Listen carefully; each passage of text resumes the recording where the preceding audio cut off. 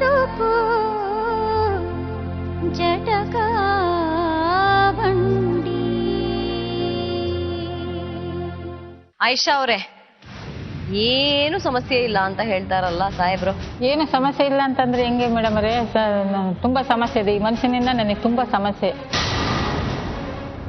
ನನಗೆ 10 ರೂಪಾಯಿ ಇದಿಲ್ಲ. ಇಬ್ಬದ್ದ ಒಡವೆ ಎಲ್ಲ ಮಾರ್ಕೊಂಡು ತಿಂದಿದ್ದು. ಒಂದು ಹೆಂಡತಿ ಆಗಲಿ ಮಕ್ಕಳನ್ನಾಗಲಿ ಅಂತೂ ಒಂದು ದಿವಸನೂ ನೋಡ್ಕೊಂಡಾರಲ್ಲ, ಮಾಡ್ಕೊಂಡಾರಲ್ಲ. ಬರೀ ಇಬ್ಬದ್ದವೆಲ್ಲ ತಗೊಂಡೋಗಿ ತಮ್ಮ ತಂಗಿ ಅಂತ ಸುರುವಿದ್ದಾಯ್ತು. ನಮ್ಮ ಮಕ್ಕಳಿಗಾಗ್ಲಿ 1 ಗ್ರಾಮ್ ಇದುವರೆಗಾತ 1 ಗ್ರಾಮ್ ಬಂಗಾರ ಮಾಡಿಸ್ಕೊಟ್ಟಿಲ್ಲ. ಒಂದ್ ಜೊತೆ ಬಟ್ಟೆ ಸರಿಯಾಗಿ ತಂದು ಕೊಟ್ಟಿಲ್ಲ. ಈಗೇನ ಈ ಹುಡುಗಿ ಮದುವೆ ಆದ್ಮೇಲೆ ಈಗ ಹಂಗೊಂದು ಹಿಂಗೊಂದು ಅಂತ ಒಂದು ಸೀರೆ ಕೊಡಿಸ್ತಾ ಇದ್ದಾರೆ ಅಷ್ಟೇನೆ. ಅಲ್ಲ, ಅಲ್ಲಿ ಹೋಗಿ ನೋಡ್ಕೋತಾರಂತೆ, ತಿಂಗಳು ಇಷ್ಟು ದುಡ್ಡು ಅಂತ ಕಳಿಸ್ತಾರಂತಲ್ಲ? ಯಾರು ದುಡ್ಡು ಕಳಿಸ್ತಲ್ಲ ಮೇಡಮ್ ಅವರೇ. ಈಗ 2 ವರ್ಷದಿಂದ ಮಾತ್ರ 1,000 1,500 ಹಿಂಗೆ ಹುಡುಗನ ಕೈಗೆ ಕೊಟ್ಟು ಹೋಗ್ತಿದ್ದಾರೆ. ನೀವು ಹೋಗಿ ಅವ್ರ ಜೊತೆ ಬಳ್ಳಾರಿಯಲ್ಲಿ ಇರ್ಬೋದಲ್ಲ ತಾಯಿ? ಬಳ್ಳಾರಿಯಲ್ಲಿ ಇರಕ್ಕೆ ಏನ್ ಮನೆ ಇದೆ ಏನ್ ಮೇಡಮ್ ಅವ್ರೆ ಇರಕ್ಕೆ? ಅವರೇನೆ ಮನೆಗೆ ಊಟ ಮಾಡ್ತಾರೆ, ಮಸೀದಿಯಲ್ಲಿ ಮಲಕ್ಕೆಂತಾರೆ. ನಾನು ಮಸೀದಿಯಲ್ಲಿ ಮಲಗೋಣ. ಏನ್ ಸಾಹೇಬ್ರೆ, ಮಸೀದಿಲ್ ಬಂದಿರ್ಲಿ ಅವರು ಅಂತನಾ ನೀವು ಹೇಳ್ತಾ ಇರೋದು? ಮೇಡಮ್ ಅವರೇ, ದಯವಿಟ್ಟು ನನ್ನ ಕ್ಷಮಿಸಬೇಕು. ಯಾಕಂತ ಹೇಳಿದ್ರೆ ನಾನು ಸಾವಿರಾರು ಜನಕ್ಕೆ ಹೇಳ್ತಕ್ಕಂಥ ವ್ಯಕ್ತಿ. ನಾನು ಒಬ್ಬಂಟಿಗೆ ನಾನು ಅಂತ ಹೇಳಿದ್ರೆ ಈಗ ಮಸೀದಿಗೆ ಮನೆಗೆ ನೋಡೋದು ಒಂದು ವಿಚಾರ. ನಮಗೆ ಸಪ್ರೇಟ್ ರೂಮ್ ಮಾಡ್ಕೊಡಿದ್ರು ಒಂದು ಪ್ರಶ್ನೆ. ನಾಳೆ ಬರ್ತೀನಿ ಅಂತ ಹೇಳಿದ್ರೆ ನಾಳೆ ಸಾಯಂಕಾಲ ಮನೆ ಮಾಡ್ತೀನಿ. ಟೈಮ್ ಇಲ್ಲ. ಹಿಂಗೆ ಬಂದ್ರು. ನೀವು ಕೂತ್ ಮಾತಾಡಿಲ್ವೇನೋ ಅಲ್ವೇನಮ್ಮ? ಇಲ್ಲಿವರೆಗೂ ಸಮಸ್ಯೆ ಇಲ್ಲ. ಇಲ್ಲಿ ಬಂದಾಗ ವಿಚಾರ ಗೊತ್ತಾಗಿರೋದು ಮೇಡಮ್ ಅವ್ರೆ ನನಗೆ. ಇದು ದೊಡ್ಡ ಮೋಸ. ಇದು ಏನಮ್ಮ, ನೀವೇ ಜವಾಬ್ ಹೇಳ್ಬೇಕು ಅವ್ರಿಗೆ. ಭಯಂಕರವಾದ ಜವಾಬ್. ಏನು ಮೋಸ ಮಾಡಿಲ್ಲ ಮೇಡಮ್ ಅವರೇ. ಇಲ್ಲಿ ದೊಡ್ಡ ಮೋಸ ಅಂತ ಹೇಳಿದ್ರೆ ಕರ್ಕೊಂಡ್ ಬಂದ್ರೆ ದೊಡ್ಡ ಮೋಸ. ಮಕ್ಕಳಿಗೆಲ್ಲ ಇದು ಗೊತ್ತೇ ಇಲ್ಲ ಅಂತಾರೆ. ಹೇಳ್ರಿ, ನಾವು ಯಾರು ನೀವೇ ಮಾತಾಡ್ಬೇಕು ತಾಯಿ, ನಿಮ್ಗೆ ಗೊತ್ತೋ ಇಲ್ವೋ? ಬೇರೆ ಮಕ್ಕಳಿಗೆ ಕೇಳ್ಬಿಡು, ಸಣ್ಣ ಮಕ್ಕಳಿಗೆ ಕೇಳ್ಬಿಡು. ಅಲ್ಲ ಸಾಕ್ಷಿ, ಪರಮಾತ್ಮ ಸಾಕ್ಷಿ ನನಗೆ ಗೊತ್ತು ಅಂತ ಹೇಳ್ಬಿಡಲ್ಲ ಅಮ್ಮ. ಈಗ ನಿಮ್ಮಿದ್ರಿಗೆ ಬರಲ್ಲ ಅಂತ ಗೊತ್ತಿತ್ತು ಮೇಡಮ್, ಅದಕ್ಕೆ ಏನು ಹೇಳಕ್ ಹೋಗ್ಲಿಲ್ಲ. ಅದ್ ಸರಿ. ಅದನ್ನೇ ಕರೆದ್ರೆ ನೀವು ಈಗ. ಅಲ್ಲಮ್ಮ, ಈಗ ಅವ್ರ ಮನೆ ಮಾಡ್ತೀನಿ ಅಂತ ಹೇಳ್ತಾರಲ್ಲ, ನೀವು ಮಾತಾಡೋ ಪ್ರಯತ್ನ ಮಾಡಿದೀರಾ ಮೇಡಮ್? ಕೂತ್ ಮಾತಾಡಿದ್ದಾಯ್ತು, ಎಲ್ಲ ಮಾಡಿದ್ದಾಯ್ತು. ಆಸ್ತಿ ಎಲ್ಲ ತಮ್ಮ ತಂಗಿಯರಿಗೆ ಅವ್ರಿಗೆ ಇವ್ರಿಗೆ ತಮ್ಮ ನೆಂಟರಿಗೆ ಬರ್ಕೊಟ್ಟಿದ್ದಾರೆ. ಈಗ ಮನೆ ಮಾಡ್ತೀನಿ ಅಂತಾರೆ. ಯಾವ ಆಧಾರದ ಮೇಲೆ ಮನೆ ಬಾಡಿಗೆ ಕಟ್ತಾರೆ? ಯಾವ ಆಧಾರದ ಮೇಲೆ ಯಾವ ದುಡಿಮೆ ಐತೆ ಅಂತ ಇದು ಮಾಡ್ತಾರೆ ಅಂತ ಅವ್ರಿಗೆ ಸಂಬಳ ಇಲ್ಲ ಮೇಡಮ್ ಅವರೇ. ಈಗಾಗಲೇ ಇದ್ದು ನಾನು ದುಡ್ದಾಕಂದ್ ಮೇಡಮ್ ಅವರೇ, ನನಗೆ ಸಂಬಂಧಪಟ್ಟಿದ್ದು. ನೀನ್ ಏನ್ ಮಾಡ್ತೀಯ ಅಂತ ನಾನು ಮನೆಗೆ ಬರೋ ಕೇಳೋದಕ್ಕಷ್ಟು ಮಕ್ಕಳೆಲ್ಲ ಕೇಳ್ಬಿಡಿ. ಈಗ ಬಂದ್ಬಿಟ್ಟು ಮೊನ್ನೆ ಬಂದೆ. ತಿಂಗಳಿಗೂ ಸರಿ 2-3 ಸಾರಿ ನನ್ನ ಮಗಳು ಬಂದಾಳೆ, ದೊಡ್ಡ ಮಗಳು ಬಂದಾಳೆ. 3-4 ಗಂಟೆ ಇದ್ದಾರೆ. ಮೊನ್ನೆ ಯಾವುದೋ ರಿಸೆಪ್ಷನ್ ಅಂತ ಹೇಳಿದ್ರು, 2 ಮಕ್ಳಿಗೆ ಸೀರೆ ತಗೊಂಬಂದೆ. ಅದನ್ನ ಮಾಡ್ಕೊಂಡು ಇಲ್ಲಿ ಬಂದಿರೋದು ವಿಚಾರ ನನಗೆ ಗೊತ್ತಿಲ್ಲ. ಇಲ್ಲ, ಇದುವರೆಗೂ ನೀವೆಲ್ಲೋ ಬಗೆಹರಿಸಿಲ್ಲ ಅನ್ನೋ ಕಾರಣಕ್ಕೆ ಅಲ್ವಾ? ಎಲ್ಲೂ ಬಗೆಹರಿಸಿಲ್ಲ. ಚಾಪ್ಟರ್ ಬಂದಿಲ್ಲ, ಈ ವಿಚಾರವೇ ಮಾತಾಡಿಲ್ವಾ? ಹೇಳ್ರಿ.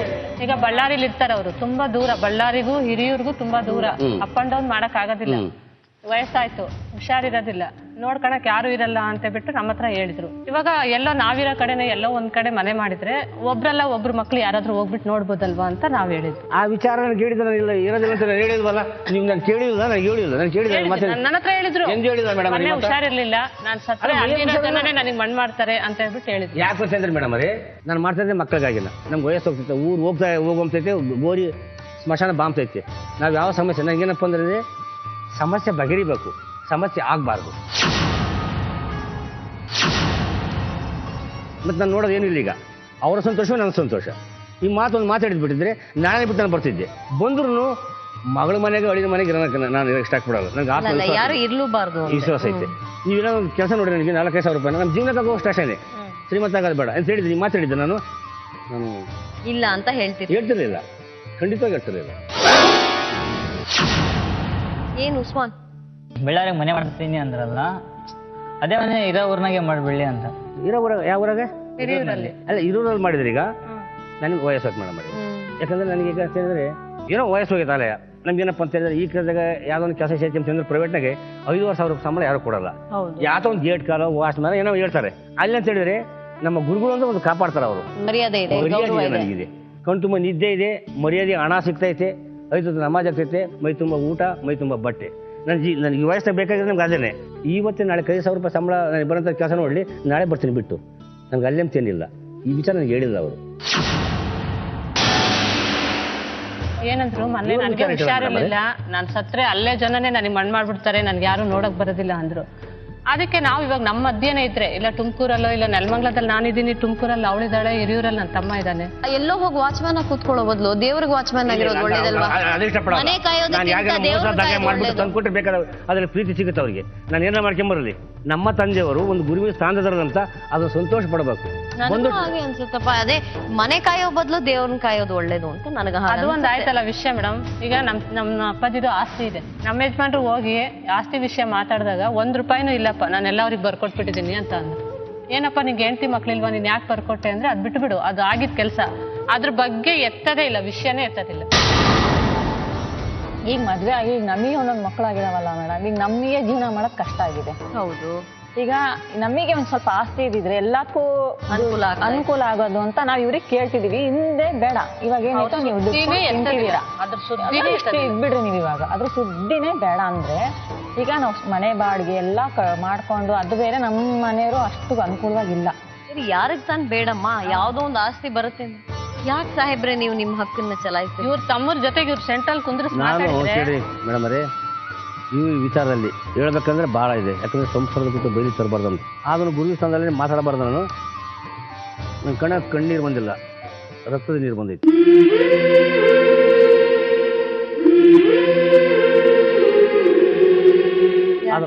ಅದನ್ನ ಹೇಳ್ತಾ ಹೋದ್ರೆ ಬೆಳಕರಿದ್ರು ಆಗಲ್ಲ ಮೇಡಮ್ ಅವರೇ. ಆದ್ರೆ ಅವೆಲ್ಲ ಬೇಡ, ಅವೆಲ್ಲ ಬೇಡ. ಮುಂದೆ ಹೊಸ ಜೀವನ ಆಗಬೇಕು, ಸಮಸ್ಯೆ ಪರಿಹಾರ ಸಿಗ್ಬೇಕು. ಸರಿ, ಅಷ್ಟೇ ನಂದು ಮೇಡಮ್ ಅವರೇ. ಯಾತಕ್ಕಾಗಿ ಬಿಟ್ಬಿಟ್ರಿ ಬೇಡ ನನಗೆ ಆಸ್ತಿ ಅಂತ? ಆಸ್ತಿ ಬೇಡ ಅಂತ ಯಾರು ಅಂದಾರ ಮೇಡಮ್ ಅವರೇ. ಇವರು ನನಗೆ, ನಾನು ಯಾರು ಹೇಳು, ಅವ್ರಿಗೆ ಏನಾಗಬೇಕು? ಗಂಡ. ಅವ್ರು ನನ್ನ ಹೇಳ್ತಿ ಅವ್ರು ಏನೇ ಮಾಡಿದ್ರು ನಾನು ಮಾಡಕ್ಕೆ ರೆಡಿ ಇಲ್ಲ. ನನ್ನ ಮೇಲೆ ಅವ್ರು ಏನೇ ಮಾಡಿದ್ರು ನಾನು ಮಾಡಕ್ಕೆ ರೆಡಿ ಇಲ್ಲ. ಯಾಕಂದರೆ ನನ್ನ ವಸ್ತು ಅದು. ಆದ್ರೆ ಅವರು ಇಲ್ಲಿಗೆ 14 ವರ್ಷ ಆಗೈತೆ, ಒಂದು ಬಟ್ಟೆ ಒದಾಕಿ, ಒಂದು ಚಾಪೆ ಹಾಸ್ಕೊಟ್ಟು, ಒಂದು ಲೋಟ ನೀರು ಕೊಟ್ಟು. ಇಲ್ಲಿಗೆ 14 ವರ್ಷ ಆಗೈತೆ, ಒಂದು ಚಾಪೆ ಹಾಸ್ಕೊಟ್ಟು ನನಗೆ ಆಶ್ರಮಕ್ಕೆ, ಒಂದು ಚೆಂಗೆ ಊಟ ಮಾಡ್ಕೊಡೋಕ್ಕೆ, ಒಂದು ಲೋಟ ನೀರು ಕೊಟ್ಟು ಮಾತಾಡಿಸಿ. ಇವತ್ತೇ ಮಾತಾಡ್ಸಿರೋದು, 14 ವರ್ಷದಾಗ ನಾನು ಇವತ್ತೇ ಮಾತಾಡ್ಸಿರೋದು. ಅವ್ರಿಗೆ ಏನಾಗಿದೆ ಅಂತ ಹೇಳಿದ್ರೆ, ನನಗೆ ಜೀವನಕ್ಕೆ ದುಡ್ಡು ಬೇಕು, ಅವ್ರಿಗೆ ದುಡ್ಡೇ ಬದುಕಾಗೈತೆ ಅವ್ರಿಗೆ. ನಾನು ಇವಾಗ ಇದ್ದಷ್ಟೇ, ನಾಳೆ ಬೆಳಗ್ಗೆ ಸತ್ತರು ಅಷ್ಟೇ. ನನಗೆ ಇರೋಷ್ಟು ದಿವಸ ಮರ್ಯಾದೆ ದುಡ್ಡು 4-10 ಪೈಸೆ ಆಗಲಿ. ಯಾವನಿಗೆ ಮೋಸ ಮಾಡಿ ಲಕ್ಷ ತರೋದಕ್ಕಿಂತ ಮೋಸ ಮಾಡಿ ತಗೊಂಡ್ ಬಾ ಅಂತ ಮಾಡ್ಬಿಟ್ಟಿದ್ರೆ ನೀವು ಆಗುತ್ತೆ ಮೋಸ. ಈಗ ಅಧಿಕಾರ ಇದೆ, ನಿಮ್ ತಂದೆ ಆಸ್ತಿ ನಿಮ್ಗೆ ಹಕ್ಕಿರ್ಲಿಲ್ಲ. ಹಕ್ಕಿದೆ ಮೇಡಮ್ ಅವರೇ. ಸಮಸ್ಯೆಗಳು ಬಂದ್ಬಿಟ್ಟು ಮೇಡಮ್ ಅವ್ರು ಸುಳ್ಳೇಳಲ್ಲ. ಸಮಸ್ಯೆ ಬಂದಾಗ ನಾನು ಕಾರಣ ಅಂತಂದ್ರೆ ಯಾವುದೊಂದು ಸ್ವಲ್ಪ ಕೋರ್ಟ್ಗೆ ಹೋದೆ, ಜೈಲಿಗೆ ಹೋದೆ ಮೇಡಮ್. ಒಂದು ಇವ್ರು ನನ್ನಿಂದ ದೂರ ಆದರು. ದೂರದಾಗ ಏನಂತಂದ್ರೆ, ಇವ್ರಿಗೂ ನನಗೂ ನನ್ನ ಮಕ್ಕಳು ಇಷ್ಟಿದ್ರು, 3-4 ವರ್ಷ ಇದ್ದರು. ನಾನು ಮಕ್ಕಳು ನೋಡಿದಾಗ 11 ವರ್ಷ ಆಗಿತ್ತು. 11 ವರ್ಷ ನನಗೆ ಅವ್ರಿಗೆ ಭೇಟಿ ಇಲ್ಲ. 11 ವರ್ಷ ಆದ ನಂತರ ಅವ್ರಿಗೆ ಇವ್ರ ಯಜಮಾನ ನನ್ನ ಮಳಿಯ ದೊಡ್ಡಳಿಯ ಇಂಜಿನಿಯರ್ ಬರುವಂತ ಸೇರಿಸಿದ್ರು. ಸೇರಿಸಿದ ಮೇಲೆ ಅದನ್ನು ಆಗೋದಾತಲ್ಲ, ಅವಾಗ 11 ವರ್ಷ ನನಗೆ ಅವ್ರ ಸಂಬಂಧನೇ ಇಲ್ಲ, ಸಂಪರ್ಕನೇ ಇಲ್ಲ. ನಮ್ಮ ಮಳಿ ಯಾವುದೊಂದು ಕಾರ್ಯದಲ್ಲಿ ಇಂಜಿನಿಯರ್ ಚೆನ್ನಾಗಿರೋ ಮರಿ ಪ್ರಶ್ನೆ ಅಂತ ನನ್ನ ಸಣ್ಣ ಸೇರಿಸಿದ್ರು. ಆಯ್ತು, ಭಾರಿ ಒಳ್ಳೆ ಕೆಲಸ ಹತ್ಕೊಂಡು ಅಲ್ಲಿ ನಾನು ಹೋಗಿ ಬರೋದು ನನ್ನ ಕೈಲಾದ್ರು ದುಡ್ಡು ಇಷ್ಟೇದಲ್ಲ ನನ್ನ ಶಕ್ತಿ ಅನ್ನೋ ಸರ್. ವಯಸ್ಸು ಹೋಗೈತೆ, ತಂದ್ಕೊಂಡು ಮರ್ಯಾದೆ ಉಳಿಸ್ಕೊಂಡು ಹೋಗ್ತಾ ಇದ್ದೀನಿ. ಅವ್ರು ನನ್ನ ಮೇಲೆ 1000 ಮಾಡಿದ್ರು, ನಾನು ಮಾಡೋಕ್ಕೆ ಇಷ್ಟಪಡೋದಿಲ್ಲ ಅಂದ್ಕೊಂಡು ಹೋಗ್ತಾ ಬರ್ತಾ ಇದ್ದೀನಿ. ನೀವು ಮಾತಾಡ್ದೇನೆ ಇದ್ರೆ ಹೇಗೆ? ಇವ್ರು ಬಿಟ್ಟೋಗಿ ಇದ್ ಮಾಡ್ಕೊಂಡು ಇದ್ಮೇಲೆನೆ ನಾನು ಮಾತಾಡ್ತಿದ್ದು. ಸರಿ, ನೀವು ಇದೇ ದಂಡನೆ ಕೊಡ್ತಾ ಇದ್ರೆ ಮತ್ತೆ ಈಗ ಅವರಿಂದ ಏನ್ ಸಹಾಯ? ದಂಡನೆ ಕೊಡ್ತಾ ಇಲ್ಲ ಮೇಡಮ್ ಅವರೇ. ನಾನು ಹೇಳಿದೆ ಆಸ್ತಿ ಇದೇನೈತೆ ತಮ್ಮ, ಮಕ್ಕಳು ಮರಿ ಬರೋರು ಹೋಗೋರು ಎಲ್ಲರೂ ಒಂದು ಮನೆ ಬೋಗಿ ಈಗ ಹಾಕ್ಸ್ಕೊಂಡ್ರೆ ಮಕ್ಕಳು ಮರಿ ಅವ್ರು ಎಲ್ಗೆ ಹೋಗ್ಬೇಕು ಮೇಡಮ್ ಅವರೇ?